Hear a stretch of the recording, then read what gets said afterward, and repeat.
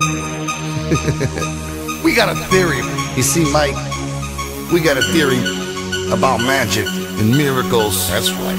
That's right. If magic is all we've ever known, then it's easy to miss what really goes on. But I've seen miracles in every way, and I see miracles every day. Oh. Hello everybody. This will be video 1 of the next video series that the Church of Ahriman will be doing. This will be a 13 video series with 13 videos, obviously, on the 13 Ahrimanic Steps of Faith. The 13 Ahrimanic Steps of Faith is our basic understanding of lesser magic. The purpose of lesser magic, obviously, is to get things done in the physical realm that couldn't be done otherwise with ritual magic, and should be employed more on a daily basis than ritual magic is anyway. These are things and understanding of the self and other folks that you can get your goals accomplished. Again, the 13 Ahrimanic Steps of Faith is a code that we go by. You may find 13 Ahrimanic Steps of Faith within the book Ahriman Enlightenment, and also within the book of Ahriman Enlightenment, which is the workbook, you'll find an explanation of each step. I will not read the explanation on the videos. I'm going to give a brief overview about the step itself. So we're going to start with reading step 1. Step 1. Respect all life, because it can be converted to an advantageous opportunity if you understand its nature. You must first understand your own nature before you can understand another's.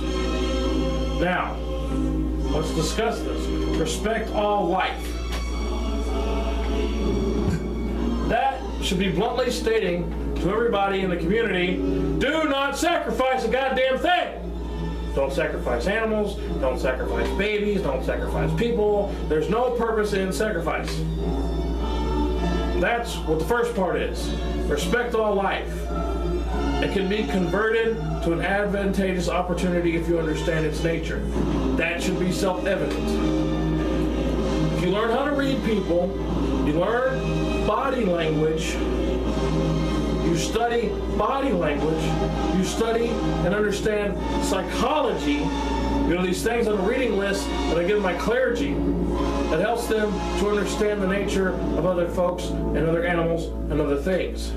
Understanding oneself requires a deeper understanding, which you formulate through meditation, through journal writing, through all these things.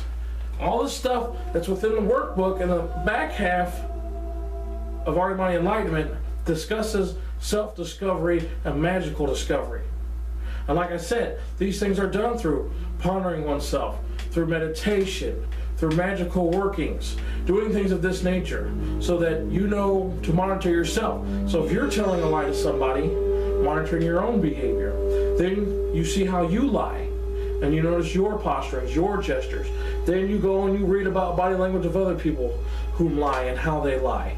Then you go and you read in psychology and the psychology of lie and the things that can occur differently.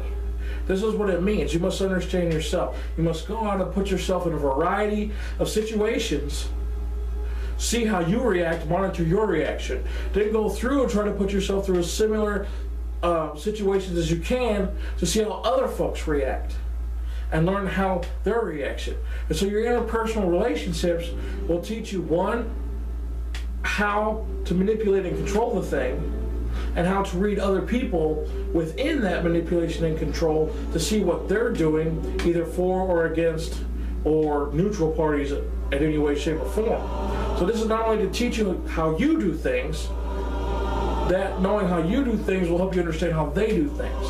And then you got to read in and understand from a psychological standpoint, from a body language standpoint, from an advertising standpoint, how to use words, how to use things in different meanings in order to gain the control of what's happening.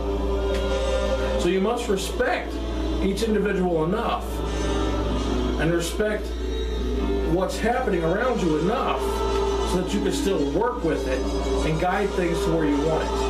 Because once you try to force a control situation, you may have control for a short period of time, but eventually that'll dissipate by people coming back after you. I'm not saying no matter how you use these skills, whether or not people are going to come after you. They're always going to come after you. The moment you turn your back, the moment you tell people to fuck off, they want revenge.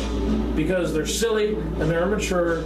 Even when you try to back out maturely and do things properly, you still have to understand the nature of the beast, and that nature you're going to have to deal with, and you better be prepared for what I call backlash. So, the essence of respect all life, because it can be converted to an advantageous thing, but you must first understand your own thing, makes perfect sense. Because all learning starts within the self. Then you move to learning outside of the self, and that teaches you how to be able to use these skills within and without and wherever you go. And that is the purpose of step one. Thank you.